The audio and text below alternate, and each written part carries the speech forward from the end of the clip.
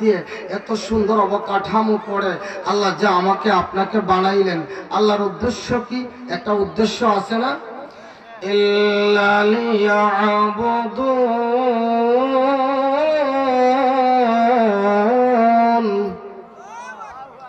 আমার আল্লাহ বলেন, বান্দারে আমি তোমাকে বানাইলাম, আয় আমার বান্দা তোমাকে বানাইলাম বড় মহব্বত করে, বড় আদর করে, বড় ভালোবেসে।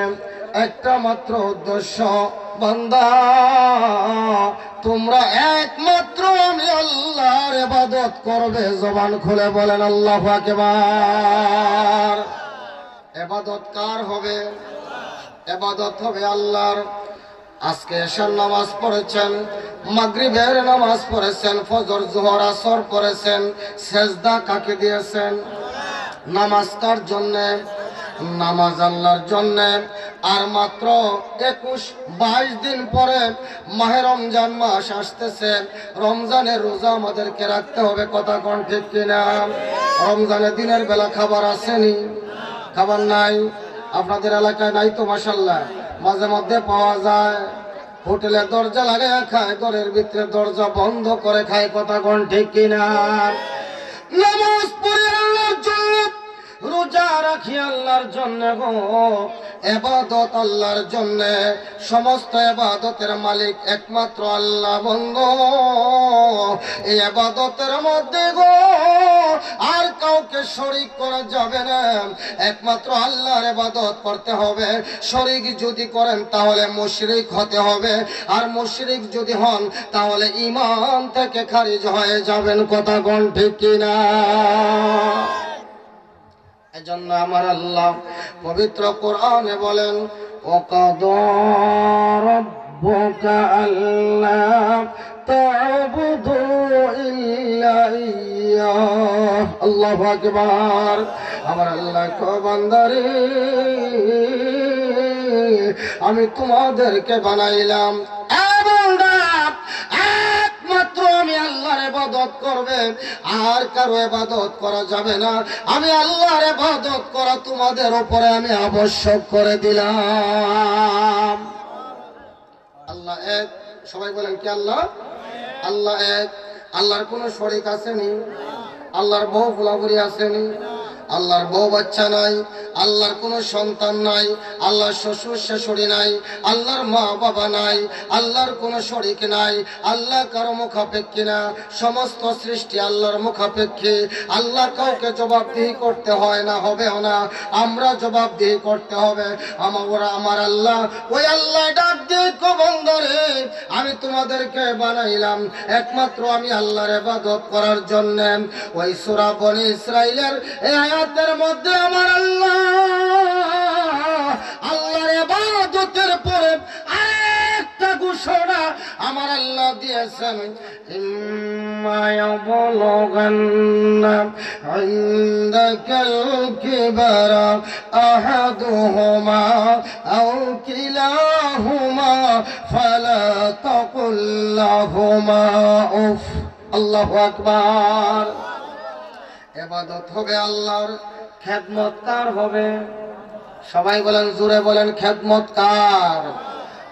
মা বাবা এমন দন, মায়ের মনে কষ্ট দিয়া, বাবার মনে কষ্ট দিয়া গো মক্কায় গিয়ে হজ করলেও কাজ হবে না, মদিনা গিয়ে নবীর কদমে হাজিরা দিলেও কাজ হবে না, আল্লাহর ওলি পীর মুর্শিদের কদমে গিয়েও কাজ হবে না, নামাজে কাজ হবে না, রোজায় কাজ হবে না, জিকিরে কাজ হবে না, যাকাতে কাজ হবে না, আবা কাবা জুব্বা টুপি পাঞ্জাবি কাজ হবে না, যদি তোমার কোন আচরণে তোমার মা বাবা গো ফালা তাকুল লাহুমা উফ, এমন কোন আচরণ করো না যে আচরণের কারণে মা বাবা উফ কথাটাও বলে। যদি রে সন্তান তোমাদের কোন আচরণে মা বাবা যদি উফ কথাটাও বলে গো, তাহলে তোমার জীবন জিন্দেগানির সমস্ত ইবাদত বরবাদ হয়ে যাবে, কথা কোন ঠিক কিনা? এই কথা কে বলছে? কে বলছে?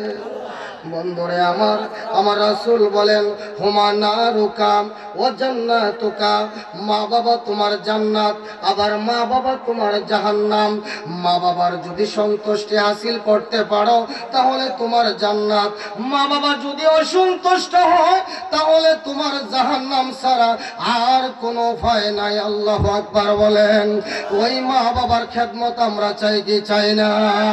বন্ধুরে, যাদের মা আছে, যাদের বাবা আছে গো, মায়ের সেবা করবেন, বাবার সেবা করবেন। অনেকে বলতে পারেন হুজুর আমাদের তো মাও নাই গো, বাবাও নাই, আমরা কি করব? আমাদের তো খেদমত করার আর সুযোগ নাই, সেবা করার আর সুযোগ নাই। বন্ধু আমার, আল্লাহ দোয়া শেখায় দিছে, সন্তান যারা মা হারাইছো, বাবা হারাইছো, মায়ের কবরের পরে দাঁড়ায়া, বাবার কবরের পরে দাঁড়ায়া দোয়া করো, রব্বির হামহুমা কামা রাব্বায়ানি সগীরা। সাহাবী জিজ্ঞাসা করেন, ইয়া রাসূলুল্লাহ, ইয়া হাবিবাল্লাহ, আমি কার সনে সদাচরণ করব? আমার রাসূল বলেন, ক্বালা উম্মুকা সুম্মা মান, তারপরে কার সাথে? আমার রাসূল বলেন উম্মুকা, এর শোনে। সাহাবী আবার জিজ্ঞাসা করে সুম্মা মান, তারপরে কে? আমার নবী কয় ক্বালা উম্মুকা, তোমার মা। সাহাবী আবার জিজ্ঞাসা করেন, ইয়া রাসূলুল্লাহ, আমি তারপরে কার সঙ্গে সদাচরণ করব? আমার নবী বলেন ক্বালা আবুকা, তোমার বাবার শোনে। আল্লাহু আকবার। মায়ের কথা কয়বার কইছে? সবাই বলেন মায়ের কথা কয়বার? মায়ের কথা বললেন 3 বার, বাবার কথা বললেন 1 বার। এই জন্য কি বাবার দাম কমে গেছে নি? কথা কোন? বাবার দাম কমছে? বাবার দাম কমে নাই রে। মায়ের কথা কেন 3 বার বললেন গো? একটু গভীর মনোযোগ দিন। হায় রে দুনিয়ার মানুষ, এই পৃথিবীতে মা এমন 3টা কষ্ট করে রে, যে কষ্ট পৃথিবীর কোনো বাবা জানে না। কথা কোন ঠিক কিনা? সন্তান মায়ের গর্ভে আসে গো, মায়ের গর্ভে আসলে পড়ে আমার আল্লাহ মায়ের নাভির শোনে, সন্তানের নাভির একটা কানেকশন করে দেয়। মায়ের নাভির শোনে, সন্তানের নাভির একটা কানেকশন হয়ে যায়, মায়ের ঋতুস্রাব বন্ধ হয়ে যায়। আমার আল্লাহ মায়ের রক্ত খাওয়ায়া, মায়ের মাংস গুস্ত খাওয়ায়া, মায়ের রক্ত খাওয়ায়া আরে 10 মাস 10 দিন আমার আল্লাহ সন্তানকে মায়ের গর্ভে রাখে। আল্লাহু আকবার। এই সন্তান আস্তে আস্তে করে যখন বড় হতে থাকে, সন্তানটা পেটের ভিতরে বড় হয়, বড় হয়, বড় হয়। এক পর্যায়ে গিয়ে সন্তানটা নড়াচড়া করে, ডানে নড়ে, বামে নড়ে, হঠাৎ করে লাথি মারে, হঠাৎ করে হাত দিয়ে এইভাবে জাকুনি মারে। বন্ধুরি, সন্তানটা বড় হইয়া যখন মায়ের পেটে নড়াচড়া করে, বাবারে বাবা রে বাবা, এই কষ্টের খবর কোনো বাবা জানে না। কত কষ্ট গো, কত নিশিরাত যায়, রাতের পর রাত যায়, মা কোনোদিন আরাম করে ঘুমাতে পারে নাই, কোনো আত্মীয় স্বজনের বাড়িতে যায় না, পেট ভরে মন ভরে আরাম করে কোনোদিন খানা খাইতে পারে নাই। মা একবার ডানে কাত হয়, আবার বামে কাত হয়। গভীর নিশিবেলা স্বামী ঘুমিয়ে থাকে গো, গর্ভধারিণী মা ঘুম ভেঙে গিয়ে আমার আল্লাহকে একটা ডাক দে, মাবুদ আমাকে শত কষ্ট দাও, কিন্তু আমার গর্ভের সন্তানটা নষ্ট কইরো না। আল্লাহু আকবার।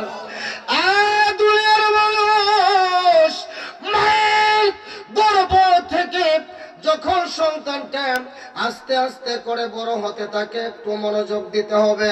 মনটাকে নরম করে দিন, মায়ের কথা কল্পনা করে মনটা নরম করে দিন।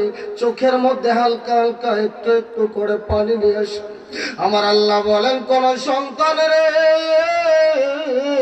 মা বাবার কথা স্মরণ করে যদি রে একটা ফুটা চোখের পানি ছেড়ে দেয়, একটা ফোঁটা চোখের ওসিলা করে দিয়ে আমার আল্লাহ ওই মা বাবাকে জান্নাতের মেহমান বানায়া দেয়। আল্লাহু আকবার। বলেন না ইয়া রাসূলুল্লাহ। বন্ধু আমার, মায়ের গর্ভে সন্তান আস্তে আস্তে করে বড় হয়। আমি আপনাদের কাছে জানতে চাই, আধা কেজি ওজনের একটা পাথর যদি আপনার হাতের মধ্যে দেওয়া হয়, কতক্ষণ রাখবেন? কিছুক্ষণ পরে ফালাইয়া দিবেন, রাইখা দিবেন। পেটের মধ্যে যদি 1 কেজি ওজনের একটা পাথর দেওয়া হয় গো, পেটের মধ্যে বান্ধিয়ে আপনি কয়দিন রাখবেন? একদিন না রাখলেন, 2 দিন রাখলেন, 3 দিন রাখার পরে এই পাথরটা আপনি খুলে ফেলে দিবেন। বন্ধুরে, মায়ের গর্ভের সন্তানটা আস্তে আস্তে করে বড় হয়। 1 কেজি হয়, 1.5 কেজি হয়, 2 কেজি হয়, 3 কেজি হয়, এমনকি 4 কেজি পর্যন্ত হয়ে যায়। রে মা,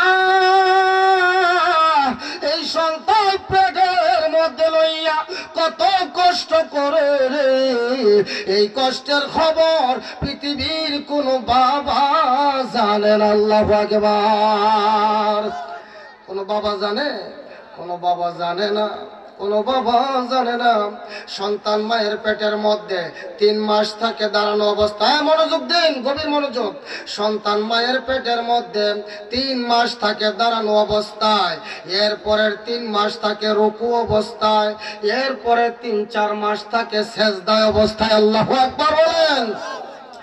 আমার আল্লাহ একটা সন্তানকে পৃথিবীতে পাঠানোর আগে মায়ের গর্ভ থেকে নামাজের ট্রেনিং দিয়া দুনিয়াতে পাঠায়। নামাজ পড়ার জন্য প্রথম দাঁড়াতে হয়, কথা কোন ঠিক কিনা? নামাজ পড়ে দাঁড়ায়া মায়ের গর্ভে সন্তান 3 মাস থাকে দাঁড়ানো অবস্থায়, এরপরে নামাজের জন্য রুকুতে যায়। পরের 3 মাস থাকে সন্তানটা রুকু অবস্থায়, এরপরে নামাজের মধ্যে সেজদার মধ্যে যায়, গুটি সুটি হয়ে সেজদায় যায়।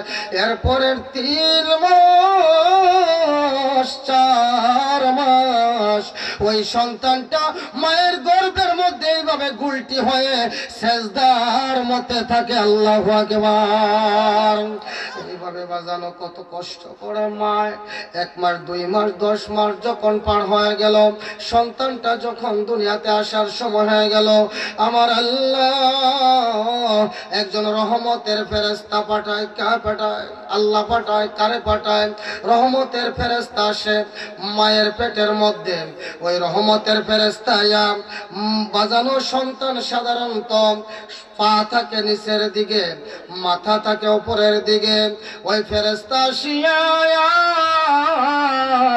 সন্তানের মাথার মধ্যে দৌড়ে আর পায়ের মধ্যে দৌড়ে একটা টান মেরে দিয়ে তাকে একটু উলট পালট খাওয়ায়া গো মাথাটা যখন নিচের দিকে দেয়, সন্তান তখন রে মায়ের কলিজার মধ্যে গো ঠাস ঠাস করে লাথি মারতে মারতে গো সন্তানটা তখন দুনিয়াতে আসে রে। এই সন্তান প্রসবের কত বেদনা, কত মাস সন্তান জন্ম দিতে গিয়ে গো এই দুনিয়া ছেড়ে বিদায় হয়ে যায়। কথা কোন ঠিক কিনা? কত মাস সন্তান জন্ম দিতে গিয়ে গো বেহুশ হয়ে হুশ জ্ঞান হারায়া জমিনের মধ্যে পড়ে যায়। রক্ত মাখা অবস্থায় মা বিছানার মধ্যে পড়ে থাকেন।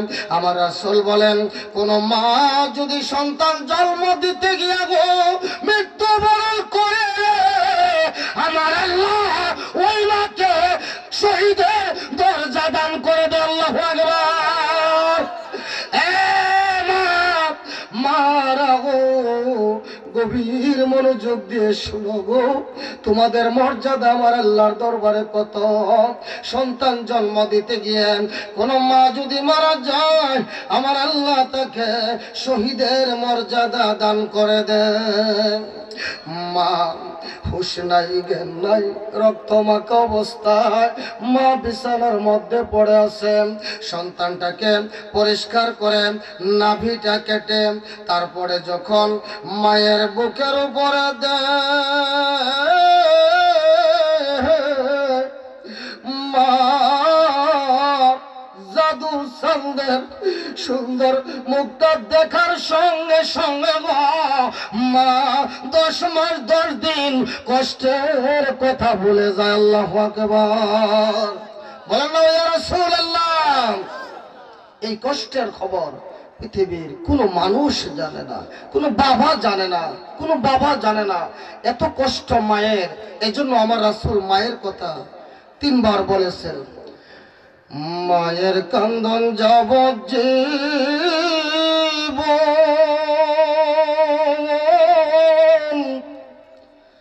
2-4 মাস বোনের কান্দন রে।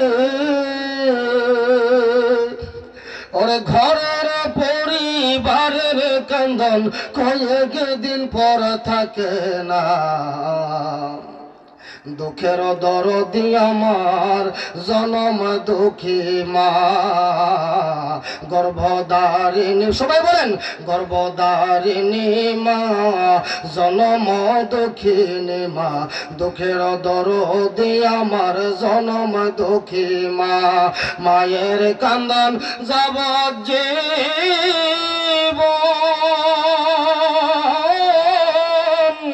2-4 মাস বোনের কান্দন রে। ওরে ঘরের পরিবারের কান্দন কয়েক দিন পর থাকে না। দুঃখের দরদি আমার জনম দুঃখী মা, গর্ভধারিণী মা, জনম দুঃখিনী মা।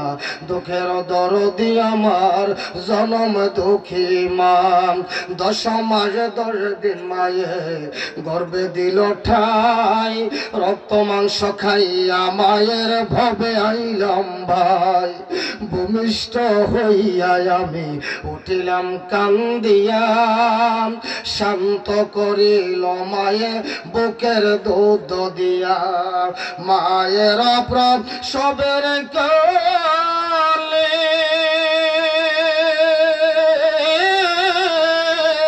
বুক বেসে যায় নয়ন জলে রে। মায়ের অপ্রভ সবের বুক বেসে যায় নয়ন জলে রে। অমা সন্তানের লইয়া কুলে বুলে প্রসব যন্ত্রণা, দুঃখের দরদি আমার জনম দুঃখী মা, গর্ভধারিণী মা, জনম দুঃখিনী মা। দুঃখের দরদি আমার জনম দুঃখী মা। হাতে পায়ে তেল মাইখা মায় দিল শক্ত করে, প্রস্রাব পায়খানায় আমি মায়ের কোলে ঘুরি। তবু না আমার আগ হইল বিজল হয়ে মতে, সন্তানের শুকনায় রাখিয়া মাই থাকে বিজাতে। অসুখ হলে দেখি চাইয়া আমার মায়ের সে বিছানায় বয়ারে। অসুখ হলে দেখি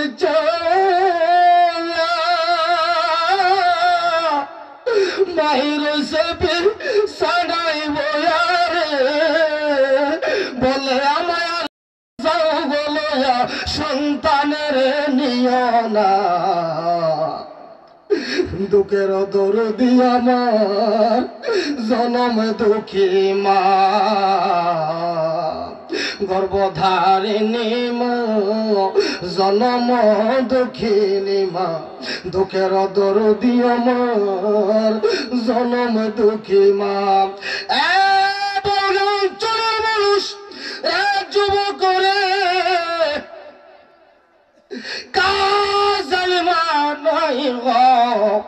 যাদের ঘরে মা নাই তাদের ঘরে জান্নাত নাই। যাদের ঘরে মা আছে গো আল্লাহ রহমতের টুকরা জান্নাতের বাগান তোমার ঘরে গো। মায়ের সেবা করো, ওই মাকে কষ্ট দিও না।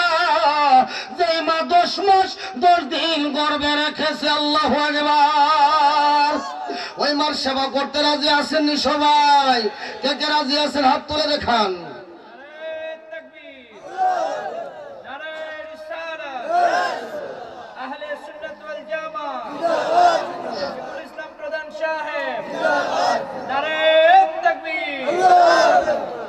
সন্তান দুনিয়াতে এসেছে, বাবার খুশির অভাব নাই। বাবা দায়িত্ব বেড়ে গেছে গো। এবার রোদ্রে পুড়ে বৃষ্টিতে ভিজে কত কষ্ট করে মাঠে কাজ করে। কেন গো এত দৌড়াদৌড়ি, এত খুশি কেন গো? আল্লাহ আমাকে সন্তান দিয়েছেন, এবার সন্তানের ভালো বুড়া খাওয়াতে হবে, সন্তানের মাকে ভালো মন্দ খাওয়াতে হবে, না হলে আমার সন্তানের ইষ্টপুষ্ট হবে না। বাবার দায়িত্ব এবার বেড়ে গেছে।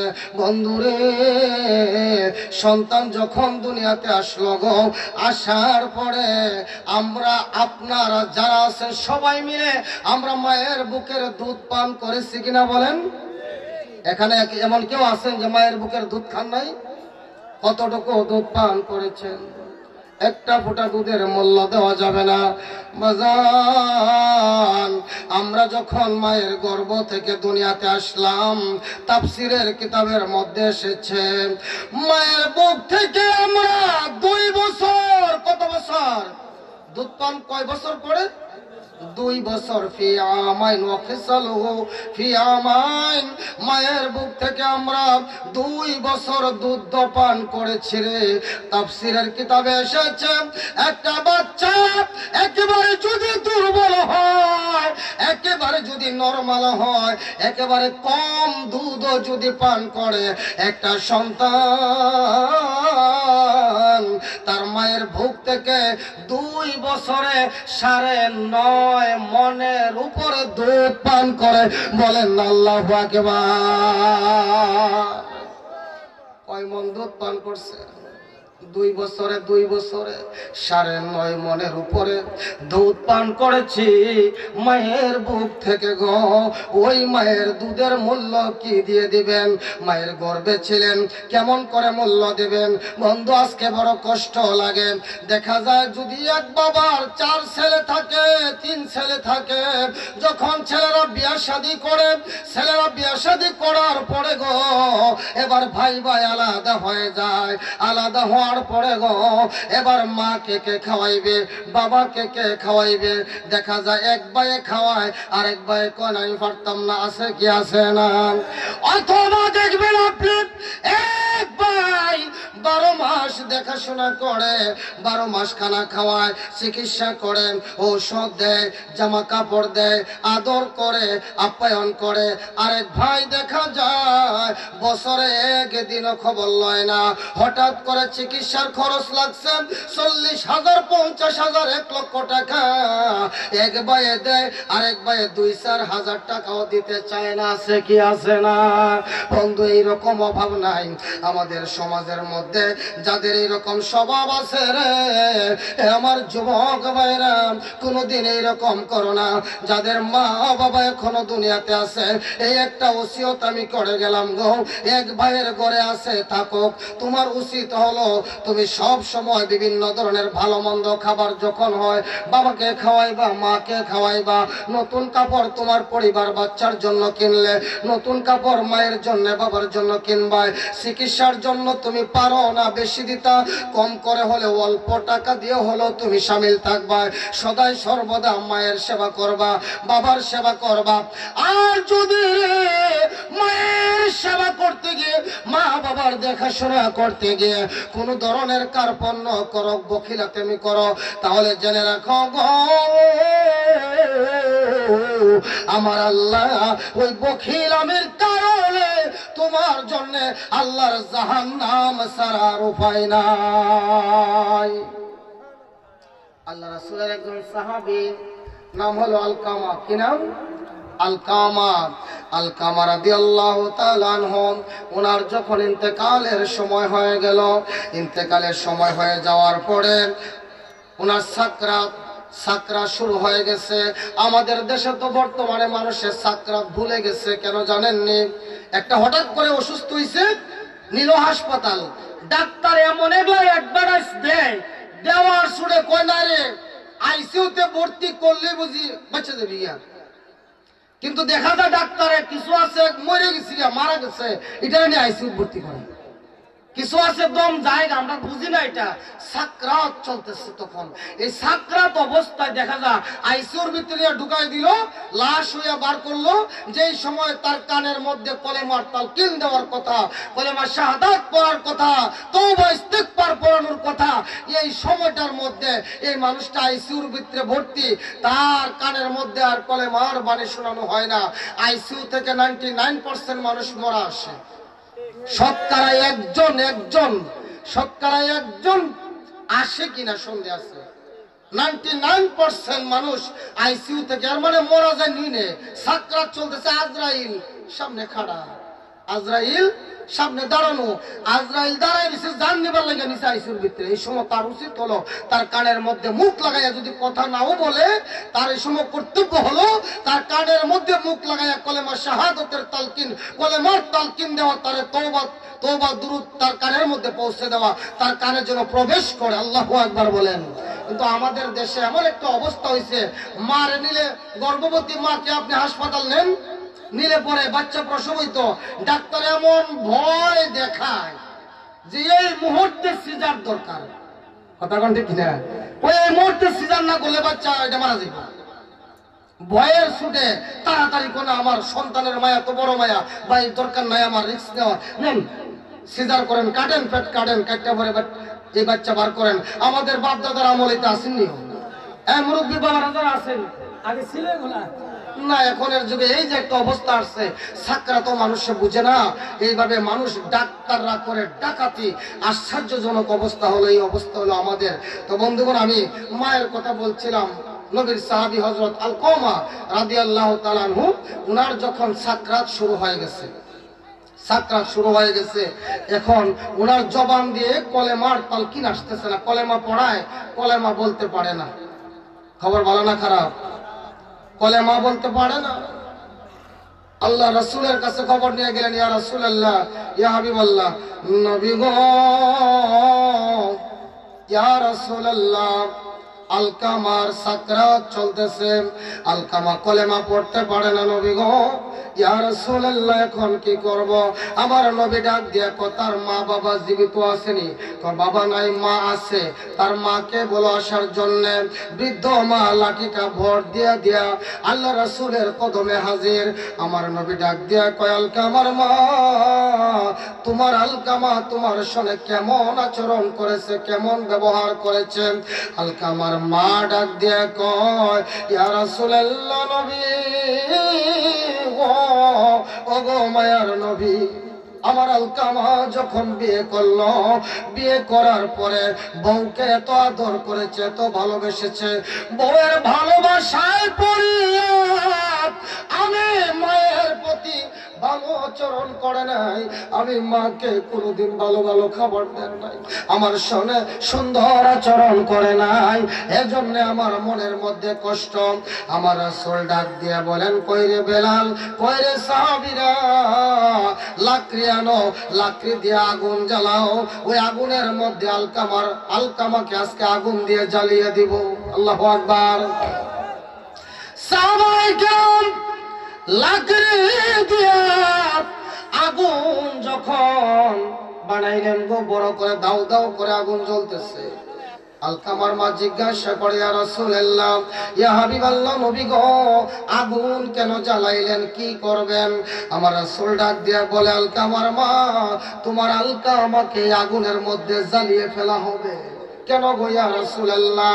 কেন? এই জন্য তুমি তোমার সন্তানের প্রতি অসন্তুষ্ট হওয়ার কারণে আমার আল্লাহ তার প্রতি বেজার হয়েছে। বেজার হওয়ার কারণে তার কলেমার তালকিন আসতেছে না, মৃত্যুর পর তার অবস্থা বেশি ভালো হবে না। আলকামার মা পরে যদি সে জাহান্নামে যায় গো। জাহান্নামের আগুন কত ভয়াবহ, তোমার সামনেই তোমার আলকামাকে আমি আগুনের মধ্যে জ্বালাইতে চাই। আল্লাহু আকবার। কত দরদে মা, কত দয়া গো, কত মায়া গো। মালকামার মা ডাক দিয়া কয়, ইয়া রাসূলুল্লাহ, নবী গো, আমার আলকামাকে আগুনে জ্বালাইল্লাহ। আমি আপনি রাসূলকে সাক্ষী রেখে, আমার আল্লাহকে সাক্ষী রেখে আমি ঘোষণা করলাম, আমি আমার আলকামাকে আমি ক্ষমা করে দিলাম। বলেন আল্লাহু আকবার। প্রাণের মা, মা গো, তুমি আমায় সাহিরা যাইও না। সবাই বলেন, প্রাণের মা, মা গো, তুমি আমায় সাহিরা, তুমি যদি যাও চলে, কার ডাকবো মা বলে, কে আমারে দিবে সান্ত্বনা। তুমি যদি যাও চলে, কার ডাকবো মা বলে, কে আমারে দিবে সান্ত্বনা। প্রাণের মা, মা গো, তুমি আমায় সাহিরা যাইও না। প্রাণের মা, মা গো, তুমি আমায় সাহিরা যাইও না।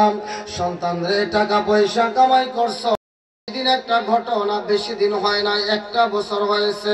শায়েস্তাগঞ্জে রেল গেটের মধ্যে একটা ছেলে বিদেশ থেকে আসলো। বিদেশ থেকে আসিয়া আমাকে জড়াইয়া ধরে হাউ মাউ করে কান্না শুরু করে দিল। চোখের পানিগুলো ঝাড় ঝাড় করে ছাড়তেছে।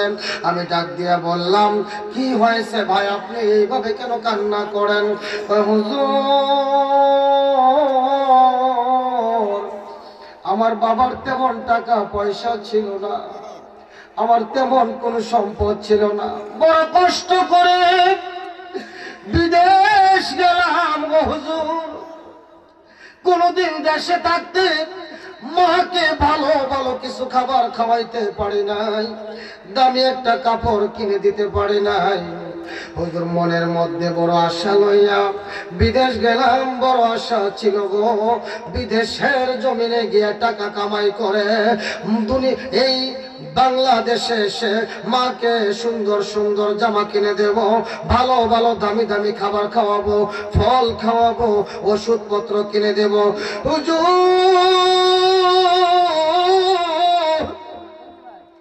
মাকে দেশে রেখে বিদেশ গেলাম। বিদেশ থেকে আসার পরে, বিদেশ যাওয়ার পরে 6 মাস যখন পার হয়ে গেল, আমার মা আমাকে তিন বানায়া এই দুনিয়া ছেড়ে বিদায় হয়ে যায়। আজকে বিদেশ করে আমার লাখ লাখ টাকা হয়েছে, আমি টাকা হয়েছে, অসংখ্য টাকার মালিক আমি হয়েছি। কিন্তু যে আশা করছিলাম মাকে দামি দামি কাপড় কিনে দেব, এখন যখন কাপড়ের দোকানে যাই, মহিলারা যখন শাড়ি কাপড় কিনে, আমার কলিজাটার মধ্যে দাও দাও করে আগুন জ্বলে। এক সময় দামি কাপড় কিনতে পারি নাই, এখন তো কিনার সামর্থ্য হয়েছে, আমার মা দুনিয়াতে নাই, এজন্য আমি কান্দি। মেহেরবানি করে আমার মায়ের জন্য একটু দোয়া করবেন। বনগাঁও আমরুর জারুলিয়া অঞ্চলের বাবারা, আমার যুবকেরা গো, যাদের মা দুনিয়াতে আছে গো, বাবা দুনিয়াতে আছে, তাদের মনে কষ্ট দিও না।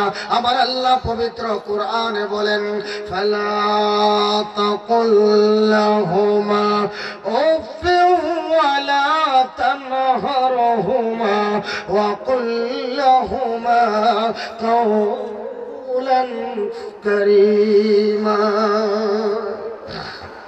আমার আল্লাহ বলেন, বান্দা এমন কোন আচরণ করো না যে আচরণের কারণে, যেই কথার কারণে মা বাবা উফ কথাটাও বলে। যদি মা বাবা ব্যথা পায় উফ উফ কথাটাও বলে, তাহলে জেনে রেখো তোমার জন্য জাহান্নাম। তোমার কোনো ইবাদত, তোমার কোনো আমল আল্লাহর দরবারে কবুল হবে না। ওই মায়ের সেবা করবেন তো সবাই। বয়স্ক বাবারা আমাদের যাদের, আমার তো মা নাই, প্রায় 1.5 বছর পার হয়েছে, 2 বছর কাছাকাছি। হঠাৎ করে মা দুনিয়া থেকে বিদায় হয়ে গেলেন। আজকে বনগাঁও মাহফিলে এসেছি, এত কোনে ফোনে কতবার ফোন দিত, কিন্তু মা নাই। যাদের মা নাই, মায়ের জন্য, বাবার জন্য কবরের পাড় দাঁড়িয়ে মায়ের জন্য 2 হাত তুলে আল্লাহর দরবারে মোনাজাত করবেন। আল্লাহ যেন আজকে দেখেন মাহফিলটাই কবরবাসীর স্মরণে। আর এই যে মাহফিলটা কবরবাসীর স্মরণে, আপনার এই সহসভাপতি প্রথমে আমি বলেছি জনাব মকসুদ মিয়া সাহেব আজকে দুনিয়াতে নেই। কথা কোন ঠিক কিনা?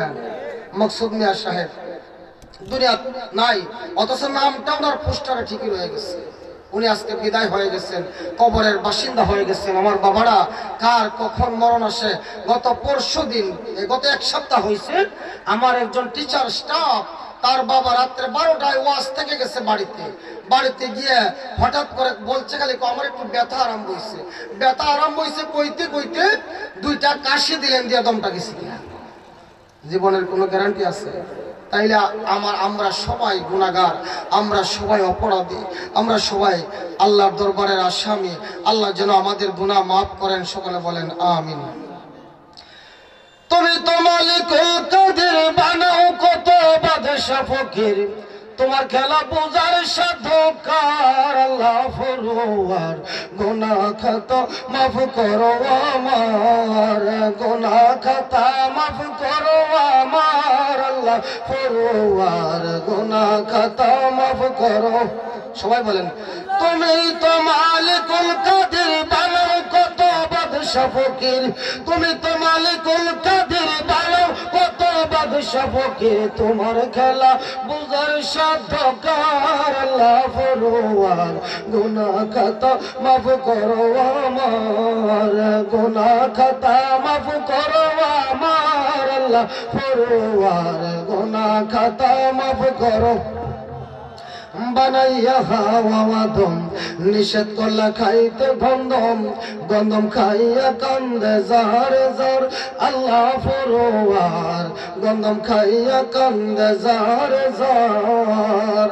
গন্ধমের বাহানা করে আদম হাওয়া 2 জনারে, গন্ধমের বাহানা করে আদম হাওয়া 2 জনারে ফাটাইলা দুনিয়ার বাজারে। আল্লাহ ফরওয়ার, গুনাহ খাতা মাফ করো আর, গুনাহ খাতা মাফ করো আমার। আল্লাহ ফরওয়ার, গুনাহ খাতা মাফ করো।